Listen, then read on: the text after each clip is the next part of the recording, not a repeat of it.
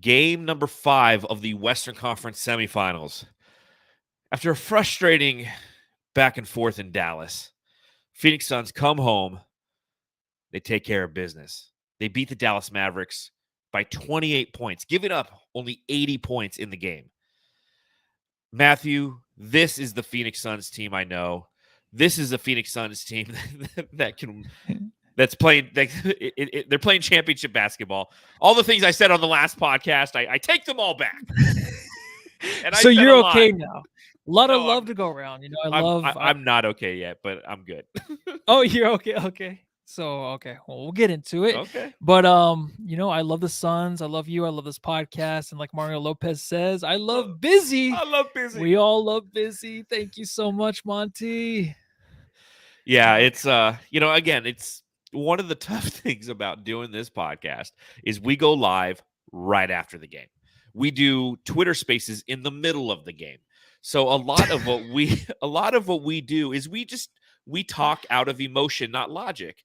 And I'll take credit for it. I said a lot of things on the last podcast that were circulated on Mav's Instagram and Twitter. And, they were snipping part of the things I said about Luka Doncic. And, I was called a few things, and I don't care because I'm a fan.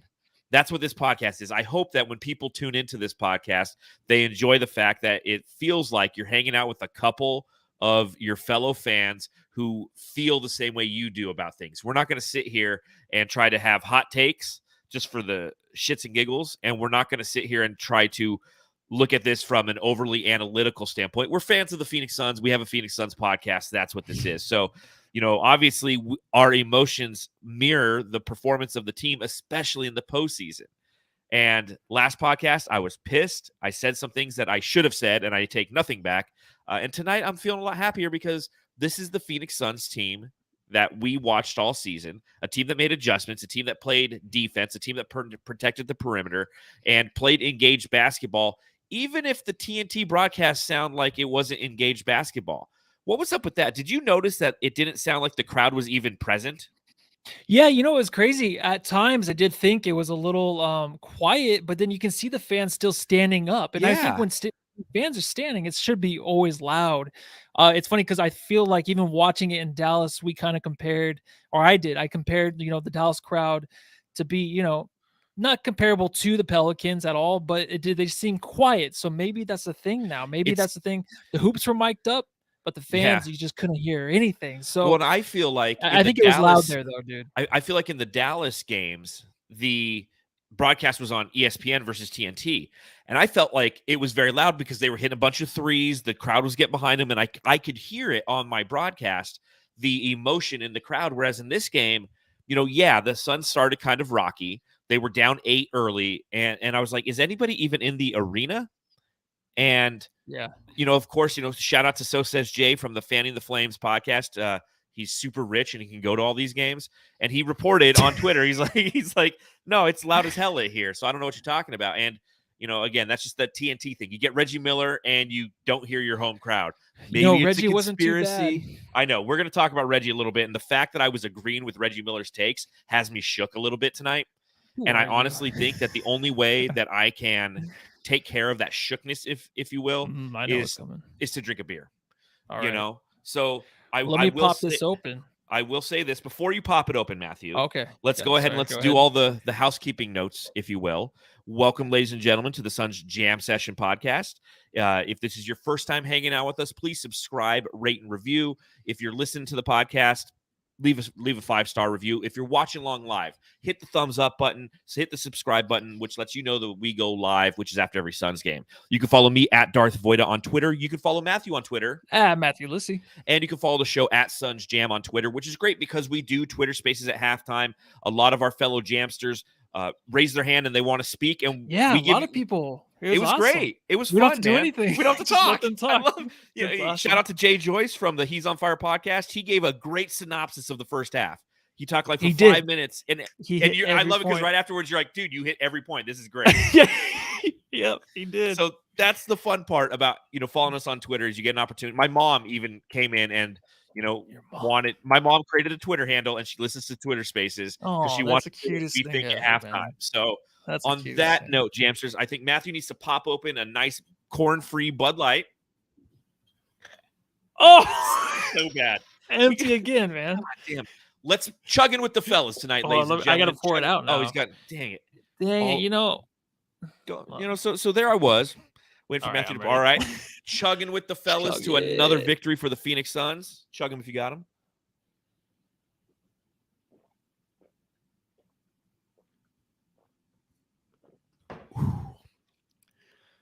Like a beer everywhere. And it's delicious. Tastes like I'm 13 again, dude. And Coach Fallen Founder, he says, let's drink in the chat. Thank you to Coach Fallen Founder. He joined us on Twitter Spaces as well. One of these times, we're actually going to get him right here on the podcast. But let's talk about this Game 5 victory, this crucial Game 5 victory for your Phoenix.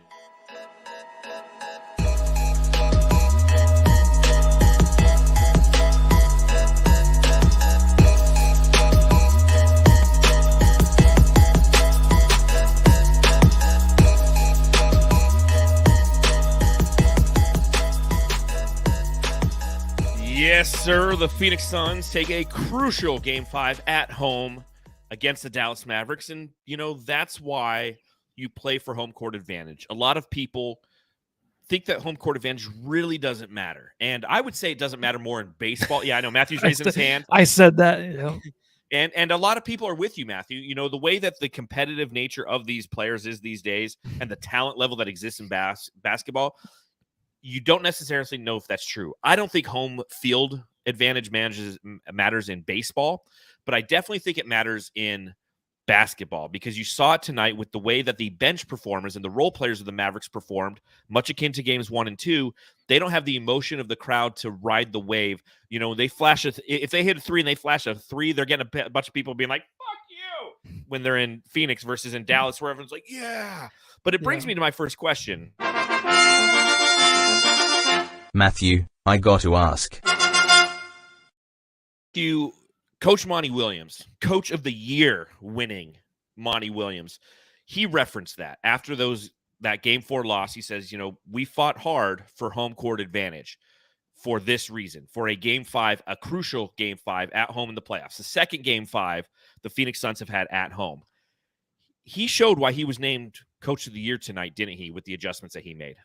Yeah, it's good on him, seriously, because it's a lot for a coach to, the story with Cameron Payne and how he gave him a second chance and the way he played this year at times when he was a legit point guard for the Suns and Chris Paul's absence last year playing so well throughout the playoffs. And then I just, I was thinking we're going to still see him the rest of the series, no matter what, to actually just pull the plug and just be like, you know what, we're done with you. And Cameron Payne was an absolute gentleman on the sideline, cheering on the Suns cheering his team on. His body language looked great on the sideline. He looked, he was enjoying himself because he knew that in order to actually get playing time back, the Suns had to find themselves up in a series, I think, right? And, the way that they played tonight doesn't mean that he's going to get a chance to play, I feel like, next game, because the adjustment that Monty made needs to continue throughout the series. And it wasn't really adding anything to what the Suns did tonight. They just took that away. They took the 0 minutes. I mean, they took away the factor of Cameron Payne just being a complete zero after the last couple games in the series. And he just took that away. And this is what happens, man. You have a Bismack Biyombo come in and he didn't take his minutes, but you had the point book. And you just went at your strengths, the strengths that the Suns have off the bench, having Book play point Book. Those were strengths the Suns had in this game. They leaned towards those heavily. And, they came out with the victory, man. It's a lot for Monty to do that. It just seems like a simple move, but to tell a player like Cameron Payne, who's so passionate, and just be like, you're not playing today, that's probably one of the hardest things, other than I think he had to say that to Chris Paul, right? Last year, where he's like, Chris Paul, we can't have you play. So not the same thing, but it's still hard from a passionate player to have to sit down. No, it is. And, it's one of the conversations we've had on this podcast and in all realms of Suns discussion, whether it be on Bright Side of the Sun, in the comments or on Twitter. I don't know if they're having this conversation over on Facebook. I think they're still trying to acquire Eric Gordon. They're like, we can still get him, right? Because they don't know how anything works. Hey, you know what? I was kind of into that a little bit. Come on. But like, a little bit. Yeah, but what I'm saying is Suns Facebook is still talking about that like it's a plausible case. yeah. You know, they're like, Ja Morant got hurt. You think he'll come the to trade the Suns machine? next Yeah. year? Yeah, I mean, they're always stuck on that. But you're right. You know, we talk about Cameron Payne like Monty is loyal almost to a fault. And what you noticed in Game 5, both in this series and in the last series, is Monty Williams making adjustments with guys that we felt were part of his top 8/9 rotation. In the first series against the New Orleans Pelicans, it was Torrey Craig, who was playing like a big fat zero. And I wrote a piece for Brightside. We talked about it on the podcast. Like, we can't play Torrey. He's just this series just doesn't make sense for him. And Cameron Payne, it's been the same thing. In this series, it just doesn't make sense for him. The Dallas Mavericks have a lot of length. They're not big, but they have length across the board. And in their 8-man rotation, outside of Jalen Brunson, everybody has size and length. And it is a deterrent for Cameron Payne, who is going through a slump through this playoffs, which we all know. And I think it was very smart of Monty Williams to go, you know what? We're going to match their length with length. We're going to put Point Book out there, and we're going to give Landry Shamet some more minutes. And, you know, kind of to his credit, he took advantage of that. I'm going to do his drop right here, right now, after I first give a shout out to Cousin Will, who dropped $9.99 in the super chat. He said 7 down, Thunder motherfucking Dan to go, 9 wins for a championship. And Thomas Danette also gave $10 in the super chat, and he said stepped on their throat at the end, which was great. That was the difference between Game 1 and Game 5. Game 1, we allowed them to come back a little bit. And Matthew, it's got me kind of in a mood where it's like, you know what? Let's just have a little glass of wine here, you know? I'm feeling good. Oh, I'm feeling jealous on this side now. Yeah, man. You know, red wine and Phoenix Suns, right? This is some Josh Sellers Legacy Red Blend. It's a delicious. Oh, my favorite. Mm-hmm. Chugging with the fellas again. Oh, I'm not going to be chugging. I'm not going to be chugging this, man. This would be I wouldn't make it through the entire podcast, you know. But I said that he was going to get his drop. Get his drop, he will. All I can say is, Sham, wow. Landry Shamet was a really smart adjustment by Coach Monty Williams, and I think that, you know, given the opportunity, he put forth the effort that Cam Payne didn't, right? I mean, you look at what Landry Shamet did this evening. He had 19 total minutes played. He was only 2 of 5 from the field, but he also was 3 of 4 from the free throw line, 8 total points, 4 assists, 3 rebounds. But his defense is what was key. There was a very key possession where Luka Doncic at the end of, I want to say the first, I have it in my notes. Let me look real quick. All my Landry notes here. I can't find it because I wrote so many notes. But he had a great defensive play in which, yes, solid defense by Landry on Luka to close out the first quarter. Mm-hmm. Okay, so the first quarter, close game. Phoenix Suns are down by 3 to the Dallas Mavericks. They try to play, they try to get Luka in a matchup that would normally be against Cam Payne, and which Luka has been abusing him all series long. He backs down Landry Shamet. Landry Shamet doesn't fall for any of his shit, and he ultimately misses the shot, and we only are down 3 after 1. I thought it was an unbelievable defensive effort by Landry Shamet tonight. And again, although he only had 8 points, that's more points than Cam Payne gets, and you get defense, which is huge. The thing is with Shamet and even Cameron Payne, I didn't want to see either of them in these games because they were playing so poorly and the confidence wasn't there. But there's one thing. Monty can't just take those 2 away. You know, he has to decide on one. And Shamet's the one guy, I guess, you know, if we're going to leave someone out there, Shamet. But the thing is, like, I feel like Shamet always tries his hardest. And I feel like Shamet puts out a lot of energy out there. It's not always the right energy. It's very, you know, it's not always very productive, much, right? Yeah, but he's very much in his head always. Like we always talk about. I always talk about. Tonight it just seemed a little bit different. He wasn't as effective. He missed some wide open threes. Was he like 1 for 2, or did he even hit one tonight? Let me actually see. 1 for 3. Yeah, 1 for 3. Yeah. So I mean, the thing is, like, I don't think we're going to get a stellar performance ever. I mean, we've kind of expected it all season long where we can get like those 4 for 5 games from 3, you know, that really help the Suns. That's not going to happen, obviously, but the effort he puts in on defense is something that, you know, you need coming off the bench, and you need next to Book when Shamet comes in for Chris Paul in this game, I thought it was genius. I'm like, he works really well next to Book, and we had point Book tonight. So one thing I kind of wanted to see is Shamet handling the ball more, but his off-ball defense was just incredible tonight. If you can give us that, and I think Cameron Payne did try on defense too. It's just when you have Cameron Payne and he's going to hold the ball too much, right? He's our point guard, so there's too much of the offense going into him. Shamet can just be the guy scrambling around trying to make an effort play. That's what he was doing tonight. I mean, the box score doesn't look crazy, but you can just tell this was a good-looking Shamet out there tonight. Well, and what he did is due to the fact that he is a shooter that you have to respect, his gravity opens up other opportunities for other members of the Suns. You know, when he first came in, they ran a pick and roll action, and the Mavericks had to stick with him defensively because they respect his shooting, unlike Cam Payne. And because of that, it opened up a big lane for Devin Booker, who took advantage of it and hit a jumper. So I think that, those are the things that Landry brings, because that Cam Payne is so ice cold. And although he had a better game distributing in game 4, he was a 0 on offense, from an actual scoring standpoint. So if the Suns try to run any pick and rolls, all they have to do is drop and double whoever the roller is and leave Cam Payne to do whatever he wants, because he's not going to hit the shot. He doesn't have the confidence, nor do they have the confidence in him. And he has to put together like a 15-point performance, which is he's capable of. And it could be an adjustment to the adjustment next time they play. Is like, you bring back Cam Payne and hopefully he hits a couple of those shots, and that's an opportunity to burn them because they're not respecting that on defense.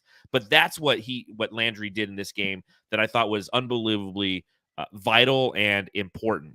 Obviously the other adjustment that we referenced right at the top of the podcast was the fact that after DeAndre Ayton, instead of having JaVale McGee come in, it was Bismack Biyombo.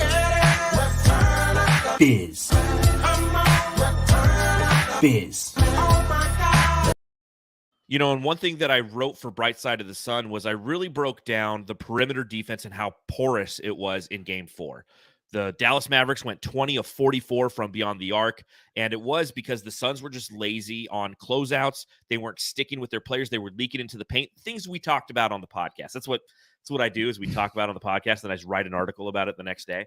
But JaVale McGee got smoked in game 4 on off-ball actions and ultimately bleeding away from his defender. He was treated like Rudy Gobert. Right. And when Bismack was in the game, Luka did everything he could in game 4 to try to isolate Bismack and take threes over him. And to Bismack's credit, he didn't fall for a lot of the Luka stuff, forced him into the threes, and Luka missed those threes. So I think Monty saw there was a better opportunity for Bismack Biyombo to be successful by having him kind of sub in first. So that first kind of sub lineup, if you will, Booker's still out there, Bridges still out there, but then you have Shamet, Johnson, and Biyombo. And I think that was a very valuable lineup for the Phoenix Suns. And as you mentioned in our Twitter spaces, JaVale McGee just played enough time in this game, a total of 3 minutes and 22 seconds. He just had enough time in the game to get kicked in the dick. Yeah, quick little swift elbow to the dick, dude. Yeah, poor guy. Even Jay left early today, so a couple injuries tonight. But Bismack Biyombo was on the flow. He was on the floor. I don't know how many times, Jamsters, maybe 2 or 3 times. But that's a lot more than a lot of these Suns can do out there. He gets on the floor and he can tie. He tied up Luka Doncic. But even the shot clock violation. Was that the one that was a timeout? Yeah, Luka rolled over on the floor. He had 2 Suns on him, and it was a jump. Didn't have the ball. He was going for it.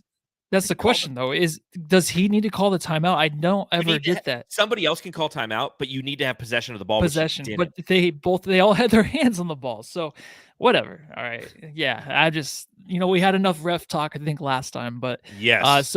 But I mean, he comes in at the end of the first, and, Luka has to jack up a 3, shot clock running down, and Bismack plays great defense on him. It's a shot clock violation. From then on, dude, Bismack was getting a second chance after second chance on the offensive end. Yeah. That time when the Suns missed 3 threes in a row. Oh my God. Which I almost broke my computer. And we were losing at that point too. It's like, okay, this is the game where we're going to come out. We can't hit a 3, and that's why we lose tonight, because we're getting the looks. We're getting what we want on offense. We're getting the offensive rebounds.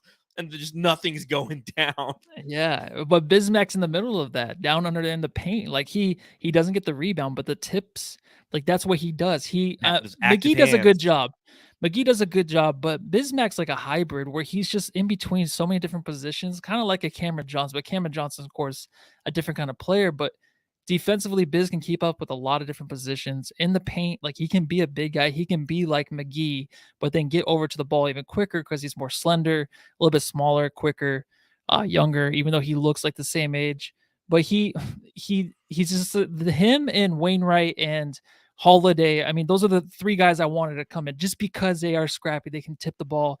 They can actually give you that effort play that keep these things, these plays alive, that just destroy the Dallas Mavericks from inside. You know what I mean? Like if these plays, if we keep getting second chances, and even though we miss those threes, but Bismack's like being a pain in the ass, not fouling and just playing really good defense, that kills the Mavericks, man. That's why we need him and Holiday out there, just to be those annoying guys that can just scrap on the floor and tip us back the ball for second opportunities. That's what Those are your Bismack energy is. guys, right? I mean, those are your energy guys, and that's the adjustment that Monty made, and that's why we've spent the first 20 minutes of this podcast just referencing the adjustments that Monty made. Those are the guys who bring in that extra effort, that are going to fight and have the ability to actually execute that. JaVale McGee, you're right. He normally can bring some of that, but he's such a zero on defense right now because of the 5-out offense that the Dallas Mavericks play, that you need somebody who can defend a little bit better with length. And, Bismack, I almost to his fault, is good at playing 5-out defense. And here's why. He's so damn slow. He's not going to leave his defender on the perimeter. Normally JaVale will leak down because of his length, and, he's got a little quickness to him. I mean, we saw him pick Luka's pocket and then dunk in game 1 or 2. I think it was game 1. So I think that, again, those adjustments that Monty made are absolutely paramount to the success of this team. Obviously, they win by 30 points, and that's what you're going to be talking about until game 6 happens. And it'll be interesting. We'll talk about at the back end of this podcast what we think Dallas will do. But I'll tell you this, it happened kind of early, and then, he kind of grew out of it, if you will. But for the first time, I don't know if in my life, I was agreeing with Reggie Miller.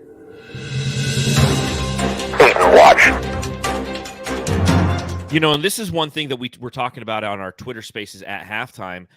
Reggie Miller referenced a play in which he called Deandre Ayton soft, and I agreed with it because on the play, Chris Paul sets him up perfectly, and rather than just taking the ball right up, he takes it down, he pump fakes once, and then he's like, "Oh shit, there's no one around me." And then he goes up, and then he's pushed from behind from Maxi Kleba, and that's when Reggie Miller's like, "That's a soft play. Like you got to dunk that and have that become an and one." And then a little bit later in the second quarter, Chris Paul sets him up again. All he's got to do is roll to his right and dunk it, and he rolls to his left and he gets caught, and he's doing some of these Brunson things was where down there. Yeah, Brunson's down there, so I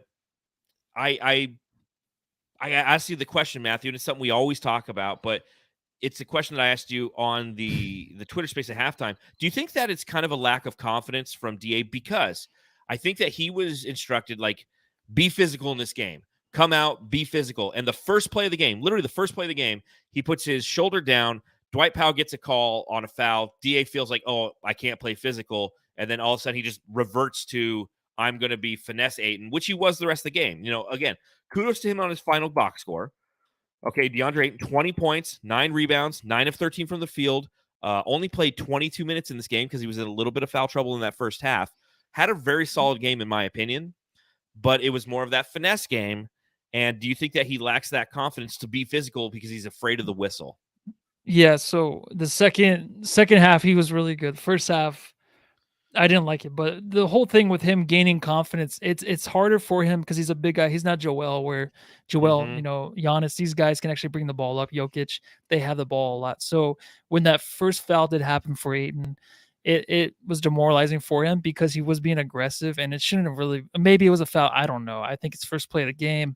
You kind of just let him have that one, right? Maybe, I don't know, but it doesn't matter. So yeah, I think he has that, and he's like, damn it, dude. Like, I was trying to be aggressive, then I'm not gonna have the ball for a while. Like he had a few good attempts, but then also, like we were talking about, those frustrating attempts underneath the basket where he doesn't know what to do. And I think that's just from the lack of repetition, because it's easier for Book and Chris Paul to really come into games and know what to expect from themselves. They can get through their own spots. They can do what they want on the court. DeAndre Ayton is always in the flow of the offense, right?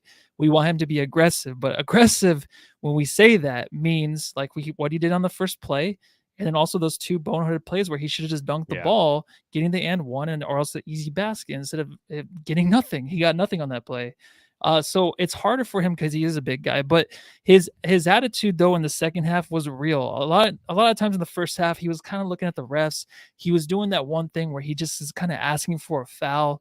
Yeah, and it's not a foul, but he's kind of asking because it feels like he has to.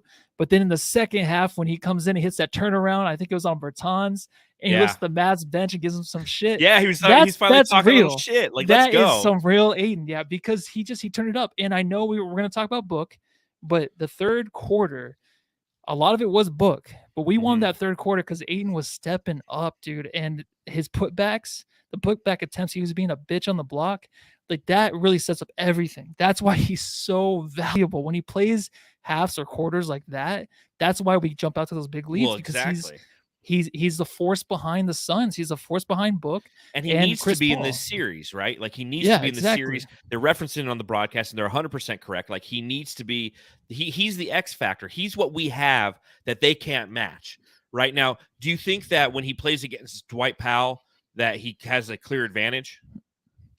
It doesn't matter. Doesn't matter because Dwight Powell plays yes, time. I knew it. You never asked me questions that closely back to back, dude. You usually go on for 20 minutes. But here's my next question, though. But here's my next question. Do you think that maybe somebody told him at halftime that Reggie Miller called him soft?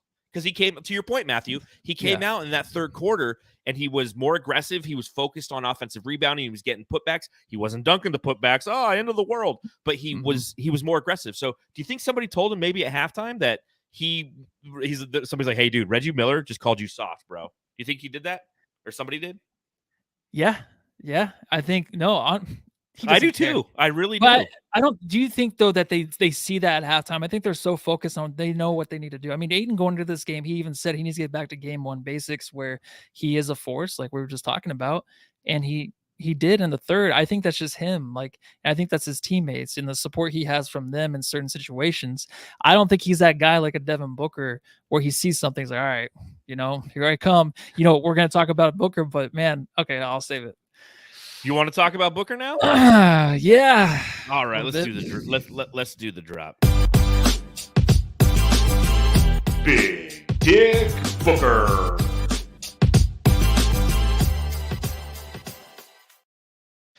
Devin Booker tonight went for 28 points, an efficient 28 points at that. It's funny because Luka Doncic ends with 28 points, and he's 10 of 23 from the field. Devin Booker, 11 of 20 from the field. 3 of 7 from beyond the arc, 3 of 4 from the free throw line, 7 total rebounds, 2 assists, a couple turnovers, a couple steals as well for Devin Booker. Plus minus of 20, plus 25 in this game, Matthew. Talk about Devin Booker. Remember when the Miami Heat won their first championship where Dwayne Wade handed over the keys to LeBron, like, hey, this is your team? No, that would be their second championship. It was their first. Their first one. No, first year. The first one was with Dwayne Wade and Shaq in 07. No, I know. I'm talking about LeBron when LeBron was there. Didn't say that. The first one with LeBron. All right. Well, their first championship was Alonzo Mourning and Tim Hardaway. I'm just kidding. I just made that up. They retired Michael Jordan's number in the 90s because he whooped their ass so many times in the playoffs. Oh, sorry to cut you off. I'm sorry. Hey, no worries. Thanks for correcting me. I appreciate it. I do, and I know you hate it. Those keys. No, I love it. I write this stuff down. Motivates myself. When Dwayne Wade, night, just like. Fucking, I should have said it was the Dwayne Wade and usually LeBron it's on James era. Yeah. So when Dwayne Wade gave the keys over to LeBron, like, hey, this is your team, they won the championship. This third quarter, where Chris Paul, something's up with him, right? He's injured, but we're sick of him bringing the ball up. And instead of giving it to Jay Crowder, instead of giving it to the wings, it's like, just give Book the ball, point Book, set up the offense. And that really, of course, put the Suns on the right track, right? Yes. I mean, Book was unstoppable in that third quarter, but it was mainly because he would get in the offense so quickly. He would set things up, but he would get to the rim. He had his wide open threes, but he got into the offense quick. We weren't waiting for Chris Paul to get down court. And that was the adjustment at halftime. It's Love like, it. Book, you're starting over. I mean, you're starting to bring the ball up. That's it. All right. We're going to get in the offense quick. We're going to stop this bullshit where we're taking forever, where it's already 16 to 15 seconds by the time we set up a play or even pass the ball once. But just that quarter was insane, and it just shows a difference. And I know the Mavericks won the last 2 games, but the difference between like a Luka Doncic and Booker is Booker's maturity and knowing what to do to really win the game. I know we were talking about the defense in the first half and how they were kind of letting Luka do what he wants, cover their guys. But Luka was still taking shitty ass shots instead of trying to figure something out, trying to run screens. Like Booker was running screens after screen, trying to get his teammates involved, still scoring a lot of points in the third. But the maturity that Book has, where he knows what to do to win games now, that is the difference between him and Luka. Luka just settles for his magicalness or whatever. Like he's a unicorn or something. You know what I mean? Like he puts everything down on that for the Mavericks to win. And of course, we were doing a good job covering these guys defensively, but Booker just shows like what he can do for the Suns in a time where Chris Paul can't give us anything.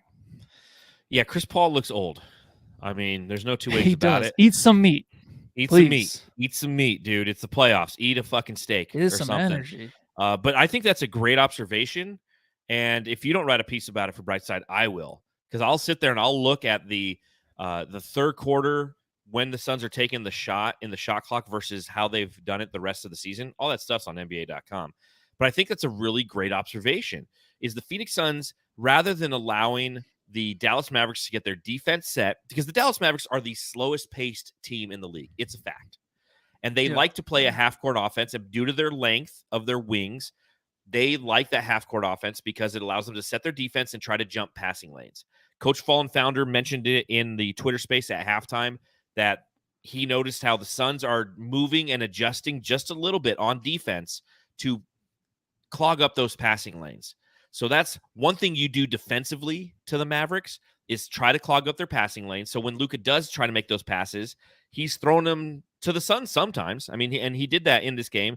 He ended with 4 turnovers, and some of them they're like he threw it right to Mikal Bridges because it was late in the shot clock for them, because they were not allowing, again, the Luka rules. I bring back the Luka rules. You stick to your defender. Okay, you don't bleed into the paint. You force Luka Doncic to expend a lot of energy, right? And either he shoots the shot, which he did. In that first half, Luka Doncic was 7 of 16 from the field. And the team had 40 total shots. So he had almost 50% of their total shots. He had 18 points, but you look around the rest of his team, none of them were over 10 points. So they expend all this. He has to expend all this energy to do that. But what you're doing is what takes his teammates away is the way that you're playing some of those passing lanes. You force him to turn the ball over. Conversely, for the Phoenix Suns on offense, to your point, Matthew, yes, they were getting a lot more engaged early in offense during that 17-0 run, which was the best part of the game, where we just finished the Twitter space, right? And we sit down, we start watching the third quarter, and the Suns they just killed them. Dominate them. Straight up dominate. In that third quarter, the Phoenix Suns, 33-14 in the box score. The Dallas Mavericks were 6 of 15 from the field, which is 40%, but they had 12 turnovers in the third quarter alone that led to 18 points for the Phoenix Suns. Dallas only had Luka Doncic score 6 and Jalen Brunson score 8. Everybody else was a 0. They had 15 total shots. They were 1 of 8 from beyond the arc.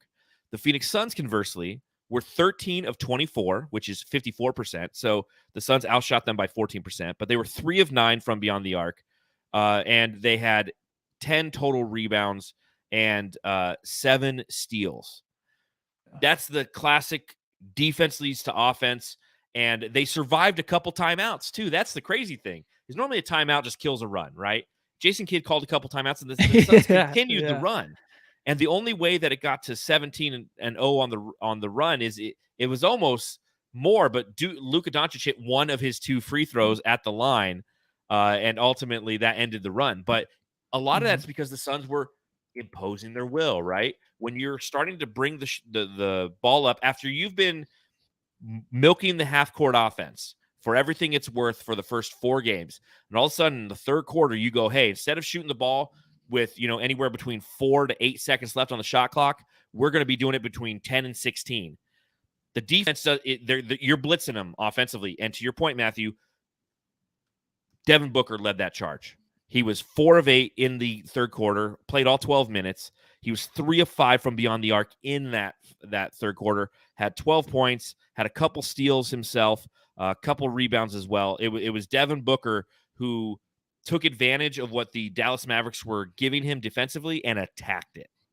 Yeah, and he ended basically at the end of the 17-0 run, Booker, the flagrant foul. Booker sold that one. Booker usually doesn't sell those flagrants, right? Like he usually gets hit, he'll just walk it off. But he sold that one and it turned into a flagrant. It probably was not, but it was something where, the Dallas Mavericks were just imploding at the moment, and their defense was just, it was in disarray because Mikal Bridges had plenty of times underneath the basket where he just was like standing there on top of the key or in the paint, and he had a wide open shot.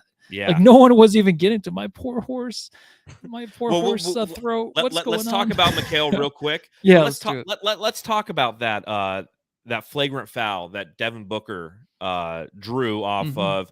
Was it Dorian Finney-Smith Jr.? Yeah, Junior. Yeah, Junior. Yeah. Reggie says, I respect what Reggie Miller said again, because he said that's a good playoff foul. In my personal opinion, that was a playoff. That was a foul. It was. Now, granted, like earlier in the game, like I don't know if I necessarily could trust what Reggie says, because earlier in the game, like Jalen Brunson got brushed in the face, and he's like, "Well, that's a flagrant foul." And then later, he's like, "Well, that's a playoff foul." So it's like, again, when you look at what Reggie says, it's all over the place. But twice in this game, I agreed with him. DA soft, and that was a playoff foul, not a flagrant. But you know what? As much as we sat here on the podcast 2 nights ago or 2 afternoons ago and complained about the officiating, it was nice that one of those bullshit calls went our way, right? Yeah, but it was actually split even tonight. Like the refing, the refs were so good because there's so much shit all over every podcast you listen to how bad the refing was 2 nights ago. It was horrendous, both games. So, I mean, they had to step it up tonight. So it wasn't about the Suns losing. It was just about the reputation. Yeah. But I honestly think, though, they do have to extend these series. And Silver does tell them, like, hey, I don't care, or whoever's head officiating, we got to extend these. And I don't care how much shit you take. Yeah, but we as fans suffer. We're giving you this money under the table. We as fans suffer. But to Mikal Bridges, to the point of Mikal Bridges. The warden. Mikal Bridges tonight, 33 minutes played, was 6 of 13 from the field. Both he and Deandre Ayton tied for second most field goal attempts behind Devin Booker in this game. Had 14 points, 7 total rebounds, was a plus 23, had 4 steals for the Warden in this game.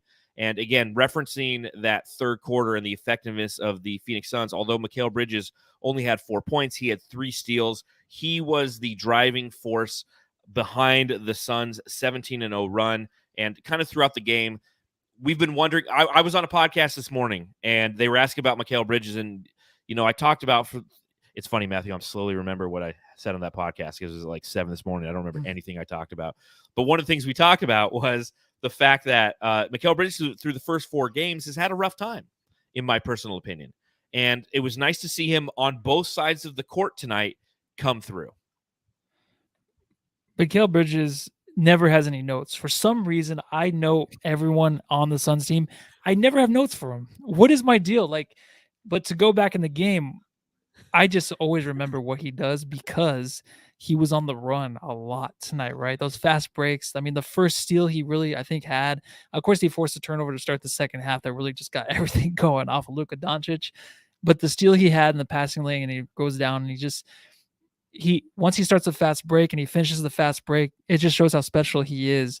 And when that's happening, you just know. It's like one of those things where it's like when Jay Crowder is like hitting threes and getting fouled, the Suns are going to win, right? When he's high-fiving a fan in the front row, Suns won the game, right? Mikal Bridges, I feel like anytime he has a fast break or he's in the passing lanes leading to a fast break, the Suns end up just lights a fire under him. I don't know what it is, but once that starts to happen, then it's just endless and they go on this big run. So you can say, I guess, every player contributed to it, but defensively, Mikal Bridges heard what was said about him yesterday and the day before and how his defense hasn't been there. Tonight, it was there, including Jay Crowder. They both did a really good job on Luka Doncic tonight. Man, you drink some beer or have a water. Why are you? Yeah, so what harsh, is? I don't know. Were you screaming in your apartment tonight? Were you just like no? You know what it is? Scream? Sometimes like I'll have like coffee, some hot coffee, and for some reason it does. I have like a weak throat, weak voice. It's like a Denny. My mom's side is a Denny side, so it's like one of those things. Now, isn't the Denny side, if I'm correct, isn't that the cursed side, like the witches and such? No, that's the Lissy side. Oh, okay. We're terrifying. Going back to Mikal Bridges, you're 100% right. You know, he's the one who kind of kept us in that game early, right? Like you take a look at that first quarter, and it was just a dull quarter. The way the Phoenix Suns came out, it felt like it wasn't engaged. Now, again, I feel like part of that is due to the TNT broadcast. And I couldn't hear the crowd, and the rims are mic'd up, but you can't hear the crowd. I'm like, why is nobody screaming in this game? Fucking 5. And it was Mikal Bridges in that first quarter who was 2 of 4 from the field, or I'm sorry, second quarter, first quarter. He was 2 of 4 from beyond the arc. He had 6 points, and I felt like kind of kept the team afloat when only Devin Booker was keeping the team afloat. You know, you take a look at that first quarter, Book had his 12, and 2 points from Ayton, 2 points from Bismack, 1 from Cameron Johnson, and it was 6 from Mikal. And I really feel like his energy is what kind of, as it does, brought this team, galvanized this team, got them engaged in this game on both sides of the court, and next thing you knew, they were off and running because in that second quarter, although it was only a 2-point lead for the Suns at halftime, they had only held the Dallas Mavericks to a total of 20 points in the second quarter. Now, obviously, the third quarter, we only hold them to 14. The fourth quarter, 20. I mean, we only gave up 80 points tonight. And that's because we have the true defensive player of the year. That is one Mikal Bridges. Yes. He's amazing. And it's funny you say, like, you take all these notes because we both take notes during this, right? Like, we want to look at our notes. You know, it's so fun watching Suns game. I love it. I know, right? Just kidding. No, it's worth it. I love doing this, so it's. Well, I don't know about you. Do you know the easiest way to take notes? You just voice to them. Yeah. Yeah, but I do that, and then it just doesn't pick up because sometimes I'll mumble and I'll just say some random shit, and then I have to go in and edit it. I literally a lot of effort. I'd be exhausted by the time we start the podcast. How I write my articles for Bright Side of the Sun is I go to Google Docs, I turn on voice, speak to text or whatever. And there I am just like driving to work. I'm like, the Phoenix Suns dominated the Dallas Mavericks in game 5, period. Just running people over. Yeah, just like using my blinker and such, because always use your blinker, people. Never be the person who doesn't use it. Even though they don't work. Then. But to the Mikal Bridges point, the only note I have in all my notes, better offensive start by Bridges. That's all I have. Yeah, I was like 2 threes in the first. That's what I found my notes. Tiny. He's amazing, and like we don't appreciate enough of what we have, and we'll continue to not appreciate him for the next 4 years. But he's a fucking amazing. He is amazing. One guy, obviously, I want to talk about in this game after a couple really, really rough games to the point where I wrote a piece by Speak to Text on my drive to work a couple days ago when I said, "Will the real Chris Paul please stand up?"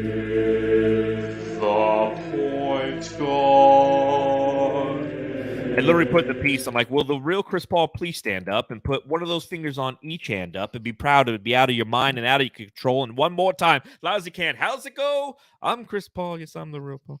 Anyways, you look at what he did tonight. 34 minutes played, 3 of 8 from the field. Dude, I'm drinking a glass of water. Little Marshall, man. I know you're like, what else are you gonna pull out over there to drink, man? I got what water. Else you got over there? Oh, we got some water. Yeah. But he had 7 points tonight, 10 assists. Great job initiating the offense. 4 turnovers, and they were bad-looking turnovers. And I'm not going to lie, like Chris Paul is starting to look a little bit old. We're only in the second round of the playoffs, man. If we want to win a title, like we saw it last year, he wore down. Yes, eat some meat. God, that should be a piece for Brightside. Eat some meat, Chris Paul. Jesus Christ. Yeah. What are you seeing from him, man? Like, what's going on with the point guard? Everything you said. I really think he needs to eat some meat to get some energy. It's not there, and I'm trying to think: is he injured? What would he be injured with? That's what I put in my notes. Is he injured, Matthew? So yeah, is he injured? I don't know. His passes in the beginning. I mean, his first 2 attempts actually find someone open. One of them hit, I think it was Jay Crowder in the foot, and the other one hit Mikal Bridges in the butt. Like literally, Mikal Bridges was turned around in the third one, which was actually an assist to Ayton, or maybe it was Biyombo, but it was Biyombo. And it was just, it barely found him. Like it was actually going to be a turnover, but whoever was guarding Biyombo was not paying attention. So he's off. He had some good passes towards the end to end the game. He had a big three. So maybe he's just taking a step back. And like I said, handing the keys over to Book, be like, Book, I just need, because why would we go in a direction? And Chris Paul is amazing, right? 14 for 14. But, that was done in the fourth quarter where, everything was kind of slowed down. That's Chris Paul's game. But when the Suns need to get into a better pace and stuff, why not hand it over to Booker? Like, why not just have him be the main vocal point on offense? It makes sense. It doesn't. But or am I crazy thinking, like, has this even happened in the playoffs where Book has taken over in this way? I know, of course, not scoring wise. I just mean the ball handling when Chris Paul's on the floor. He had the ball the whole time. Here's why, though. Here's why. It's the same. It's the same thing with like campaign, right? In different series, you're going to have different members of your team who are going to perform better based on the matchups provided to them. In the New Orleans series, because of Jose Alvarado and the tenacious defense that he provided, they had to take the ball out of Chris Paul's hand. That's the blueprint, okay? That's the chapter that the Milwaukee Bucks wrote in the finals last year with Jrue Holiday. They're like, pester this guy, wear him down, not in game 1, but by game 6, he's tired as fuck. So what the Suns need to do and what Monty did tonight is make that adjustment. He still went for 7, and he still had 10 assists. So he still helped out his team in a manner that allowed them to win by 30 points. So you can't be overly critical of the point guard. But at the same time, you have to make those adjustments, and you have to put the people in this team and on this organization that will allow you to take some of that stress off Paul. So, for the long run, he can be effective. But you're right. Point Book is something we're going to continue to see. And if we win game 6 or 7 and we go on and we play the Warriors, because it's going to be the Warriors, let's face it. There's no way Memphis is coming back down 3-1. That game they blew. Yeah, they blew that. My God. Dillon Brooks, dude. Dillon Brooks is trash. He was so bad the last 2 minutes of the game. That was an opportunity to win that game on the road, make that 2-2, and Dillon Brooks so was good without horrible. Yeah, they are. So They're a great team without Ja Morant, which is insane. Yeah. But Dillon Brooks went into hero ball mode. He went into Booker mode, but like Booker in his third season mode, where it's just like he just couldn't execute just yet, He took the shots, but he just couldn't get there. But when you play against the Warriors, there's going to be different matchups that might benefit having Chris Paul out there. But what the work you're putting in, both in the first round and now here in the conference semifinals, having to take the ball out of Book's hand a little bit more, or I'm sorry, CP3's hand a little bit more, ultimately could benefit this team and send them to the NBA Finals. And why wouldn't it? Because Chris Paul finding him on the block or finding him just open for 3, he hits it. Magnificent. But it's like the Steve thing Nash is, used to be. In Book's not going to be creating like Chris Paul, but Book knows what to do with the ball now. Like he did not make one mistake in that third quarter. He did not, and then of course next game he does it and starts fucking things up. But he did not make one mistake in the third. Even driving the baseline, I think he found Mikal on the other side. Like even Chris Paul had those moments where he's jumping up in the air and he has the ball, nowhere to go, and he finally finds somebody. But those plays, I'm just like, what? Like, remember when he went into the paint and Ayton was trailing behind him, and he just jumped up and he threw the ball behind him, and Ayton could barely even reach it. Yeah, and I'm like, he's what? Like, what is that? Can you just please explain to me what is that? And just quick shout out to Michael Walchuk behind me. Yes, Michael Walchuk. Look at that art behind Matthew. That is some fantastic art. I have his Twitter on there, but you can't really see it. But at Michael Walchuk, you can find his. Yeah, shout out. And real quick, one thing on Booker before we get to the subreddit stakeout, because we're 48 Oh my minutes God, in. damn! We still got to do that. One thing that I love that Devin Booker did in this game. Here's what I'm gonna do, Matthews. I'm just gonna get rid of you, and I'm gonna let you start to prepare for it. All right, I'm gonna bring you back. I'm off. Oh shit! One thing that I love that Devin Booker did in this game is after an offensive foul call, Luka wanted to hold the ball and talk to the officials. I love how Booker just took the ball from him and gave it to the officials real quick to try to inbound the ball. Something the Mavericks have been kind of doing the entire series. Yeah. Like, I love how he's trying to negate Luka from using the ball as a microphone to bitch to the refs. Yeah. The Mavericks, after every foul, they're grabbing the ball and they're trying to get inbounds. And finally, Booker's like, give me that shit. We're doing this. Yeah, he took over. And when he fell on the floor, too, for the flagrant, selling the flagrant foul. Oh, he knew he was selling it. Did you hear what he said? He said, Luka special. So I guess someone was recording him in the front row. He yelled out, Luka special. So Jamsters, you can confirm that, I'm sure. Yeah, I want to see that. But he literally just sat on the ground an extra minute or two. So Matthew obviously was on the subreddit for the Mavs tonight. The Suns Jam Session subreddit stakeout.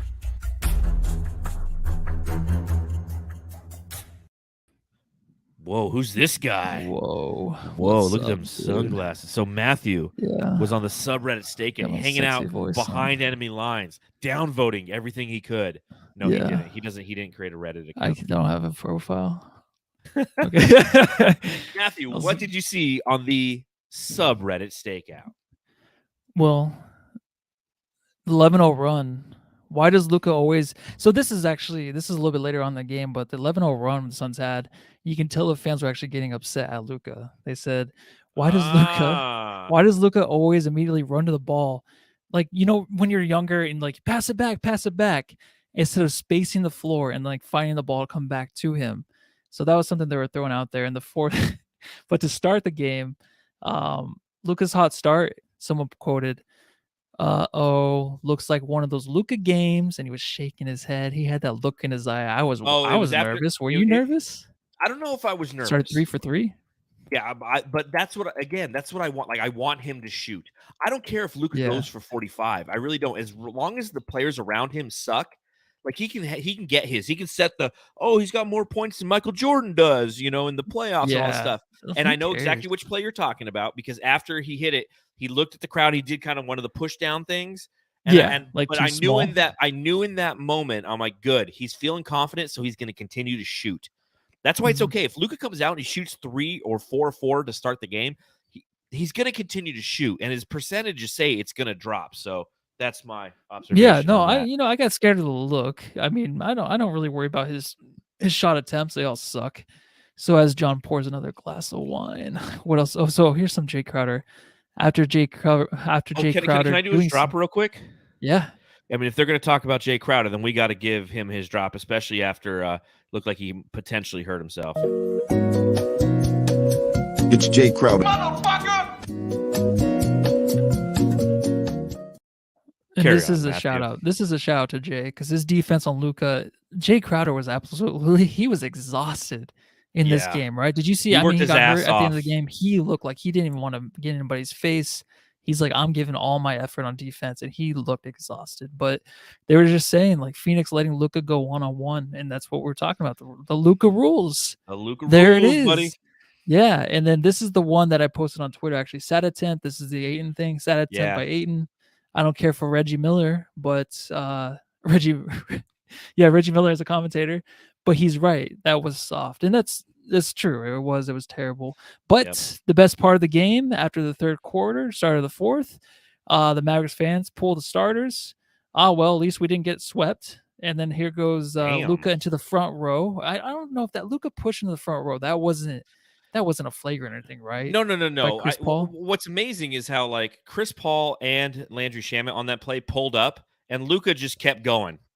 And he looks huge next to those other little human beings, but like he was trying to, again, the Luka special, right? He was trying to sell some sort of flagrant, but there was no. Chris Paul barely touched him. Landry Shamet's the one who the foul was called on. But his freaking slow down, zip Luka. butt cheek. Yeah, I'm sure his doughboy fat piece of shit. There you go, Mavs fans. You can go ahead and put that back on there. There is this guy again. He's calling him a doughboy fat piece of shit. Can you believe this guy? Do you think he has like fries sticking out of his pants when he's like disheveled in the chairs? A chicken nugget or two. I feel like he has French fries or chicken nuggets down his pants. Mm-hmm. And then this is after that happened, CP bitch, and then rewatching Dune. How about you guys? So that's fantastic. That was a subreddit stakeout. The Suns Jam Session subreddit stakeout.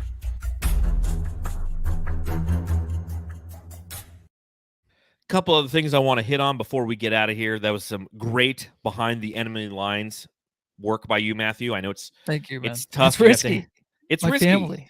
Well, and and if they find out about the Denny side, like, who knows what's going to happen? Don't go after the Denny's. Don't go after the Denny's. A couple things I wanted to hit on, and speaking of hitting on, there's one guy who definitely has become one of the guys with the most punchable faces in the NBA. He's starting to rise that list. A lot. God damn it, I don't know what it is about your face, but I want to deliver one of these right in your suck hole. You know, Jalen Brunson, when he had the offensive foul on Chris Paul, and he went running down to Jason Kidd, and he had him review the play, and the look on his face, like I said it a little bit in the last podcast because he was flopping all over the court. Did it again tonight. I understand that he's a small guy. He's always going to seek out contact and use that to his advantage. I understand that.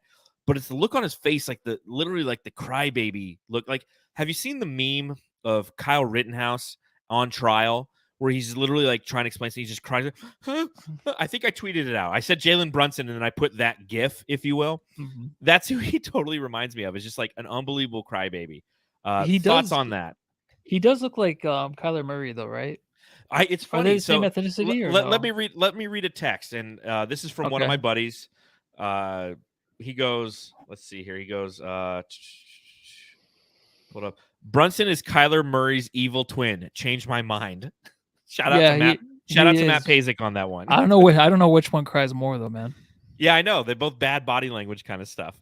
So, and yeah, Jam in the chat. He's like, I'd take him over Payne. Of course I would. There's no doubt about that. Oh, he's going to get paid for sure. He's going to get paid this offseason. He will not be a Dallas Maverick next season. But you can't lose a series to where he's the second best player on their team. You know what I mean? Like, yes. when you think of it that way, it's like, oh, I feel kind of better about this series. Yes, he's the second best player on the team. And if we lose that series, like, we are who we didn't think we were, kind of thing. Mm-hmm. A couple of just quick statistics I want to throw out there. The 3-point attempts by the Dallas Mavericks. Obviously, they went 20 of 44 in Game 4. They are the number one 3-point shooting team in the playoffs thus far. Tonight, they were 25% from beyond the arc and were 8 of 32. So they attempted 12 less 3-pointers. Why do you think that is, Matthew? I don't know. Why is that, John? In my opinion, the Suns did what I called them out for doing is they ran them off the 3-point line a lot in this game. A lot of those 3-points. So they took 32 threes, right? If you take a look at the fourth quarter only, they took 8 threes in the fourth quarter. Okay, 3 of those were by Frank Ntilikina. So if you look through the first 3 quarters, this team only had 24 3-point attempts. And that goes back to the whole point of staying home on your defender, not leaking into the paint, and not leaving these guys wide open. Right? Reggie Bullock in Game 4 was 8 for 12 from beyond the arc. Without looking at the box score, Matthew, what do you think he was tonight? Oh, he was 0 for 4 or something. I don't he think was he made 0 for 5. 0 for 5 nice. from the I field. know he didn't make any. 0 for 3 from beyond the arc. He ended with 0 points in this game. Mm-hmm. That is what the Suns need to do. They need to stay at home. They got too greedy. They were too lackadaisical on defense in Dallas when they were in the state of Texas, and they kept trying to squeeze the middle because that's what the Mavericks said in their postgame. Like, what I do is after the game, I record NBA TV because they have the postgame press conferences. And after I'm done posting this podcast, I go and I watch those. I want to hear what Jason Kidd has to say, what Luka, what Monty, Chris Paul, and speaking of them, I just pulled this picture offline. So for those of you listening, I'm sorry, but this is a great hat that Chris Paul's wearing in the postgame conference just now. Oh. It's an upside down Suns logo. I fucking love it. I going want in that for the hat. shot. That's what it's for, right? Yes, That's love that. Sell like hotcakes. I love that. I don't know if hat. I like it, but it's just cool because he's wearing it. You know what I mean? I don't like it. I love it. I love Book. Looks like he's in the 8th grade. Yeah, I know, right? That's Union base shirt. That's what I wore in my 8th grade photo. He can just wear whatever he wants. But to that point, I had a point. What was my point? Oh yeah, the 3-point shooting. I forgot my point. Yeah, you drank a lot tonight. Yeah, I'm still high and done. And the last thing, obviously, was the assists in this game. Again, that goes back. This team, the Dallas Mavericks, in this game, had a total of 9 assists, Matthew. The Phoenix Suns, conversely, 23 assists on 43 made shots. 9 assists for the Dallas Mavericks. You take a look at the previous games against the Phoenix Suns in this series, and I'm trying to pull it up, but of course, Basketball Reference is being dog shit. But my whole point is those Luka rules, they work, man. They work. You defend the 3-point line. You keep Luka trying to spend all of his energy on the inside. The teammates don't get hot, and that's what can help you win the game. Yeah, they do work. For Luka, if he's compared to like a top 5 MVP, and Booker was there too, but I know we're playing good defense, but there just has to be some way where he can get his guys more involved. I know we're playing good defense, but come on. Just because we're sticking on our guys like at the 3-point line is a reason why but Luka it's Doncic that doesn't simple. I know in my it is, opinion. because that's the only way they can win. Because I remember after game 1, game 2, we're like, how are they going to win? Just all threes? And that's what they did, right? They just had to make all their threes. So I guess it makes sense, but it's just weird for me to where I'm watching Luka one-on-one, and I just know like he is too slow to really kind of set up screens, get around screens, find somebody. Like that's what he should be doing. And I know he can't. I don't know. I just think he can be better in those situations, and he's killing his own team. But go ahead and have it. Like, go ahead and Kobe it, dude. Game 7. So talk about Game Lakers. 6. Yeah, I'll never forget that. So talk about Game 6. What adjustments are the Mavs going to make, and what does Monty Williams have to do to make sure that this team's successful and wins and closes out this series on the road? The way they started the second half for the Suns, I think that you can definitely do that. But the thing is, with the Mavericks, make all your threes. But again, to that point, if the Phoenix Suns can run them off the line, force them away from that 3-point line, or defend those threes, again, not by closeouts, but by being on them, force them in those tough shots. Because on the road for the Suns or at home, role players are going to play better. Straight up, period, exclamation point. The total number of points scored by the Dallas Mavericks bench tonight, now obviously it's a little inflated because they emptied the bench with 4 minutes left. They had 23 points from their bench tonight. You look at the Phoenix Suns, conversely, and then they end with 38. So the bench is going to perform better. The role players are going to perform better at home. That's what happened in games 3 and 4. If the Suns want to win this series, if they just want to get it over with, they need to negate those role players. They need to come out with energy. That's the number one thing. What killed us in in games 3 and 4, and we talked about it right here on the pod, it was the first quarter. If you looked at the rest of the game, if you looked at quarters number 2 through 4, in game 3 and game 4, the Phoenix Suns didn't get their ass kicked, but they were down 10 in game 3 and like 12 in game 4, and they ultimately couldn't overcome that gap because then the emotion starts to play. Then the crowd gets into it. Then the players gain the confidence. And the Reggie refs. Bullock, Dorian Finney-Smith, the referees, everybody gets into kind of the emotion of the game, and the Suns let it slip away. That's not championship level basketball. Go into Dallas, go to America Airlines Center, and shut Dallas up on Sunday or Friday. What day is it? Wednesday? Friday? No, it's going to be Thursday. Thursday? Fuck yeah. Right. Is it Tuesday? I feel bad for anyone Tuesday, listening. yeah. I'm just like toast. Yeah. So it'll be 6:30. 6:30 ESPN. Let's go. Let's end this fucking series. Get it over with, damn it. Please. Get it over with. I hope so. And get this podcast over with. Am I right, Matthew? Oh, we're way past our limit now. All right. Well, we're past our limit cranky. on that. Matt, it's past Matthew's bad time. So on that note, Jamsters, we appreciate you hanging out with us here on the Suns Jam Session podcast. Massive Game 5 win for your Phoenix Suns. We're going to be live on Thursday after that Suns game. Until then, you can follow me on Twitter at Darth Voida. You can follow Matthew on Twitter at Matthew Lissy. And you can follow the show at Suns Jam. That's where you can join us at halftime of Game 6 to talk about what we see. Make sure you subscribe, rate, review. Leave us a thumbs up while you're here. If you're listening to this podcast, 5-star reviews on Apple Podcasts are appreciated. Who's Crazy Luigi. Yes, we didn't even get to this. Jam star of the game. Matthew, who's your jam star of the game? Deandre Ayton. We can go Devin Booker if you want, but the way Ayton plays, I don't know how many times I got to say it. When he plays that way, we're going to win a lot of games. It's Monty Williams for me. Oh, very good, man. The adjustments that Monty Williams made was fantastic in this game.